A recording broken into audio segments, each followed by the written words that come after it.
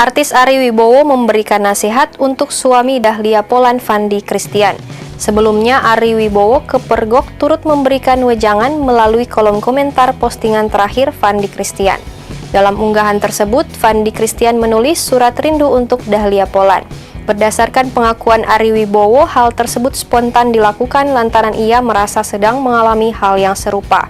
Padahal diakui Ari Wibowo, dirinya tak mengerti masalah sebenarnya yang sedang dihadapi oleh Fandi Christian. Ari Wibowo hanya tergerak untuk memberikan dukungan kepada sahabat. Diakui Ari Wibowo, nasihat yang ia berikan kepada Fandi Christian sengaja ditulis melalui kolom komentar Instagram, sehingga wejangannya tersebut tidak untuk Fandi Christian, tapi juga bisa dibaca oleh banyak orang. Lebih lanjut, Ari Wibowo juga mengingatkan agar publik tidak ikut menghakimi tanpa tahu masalah sebenarnya yang terjadi.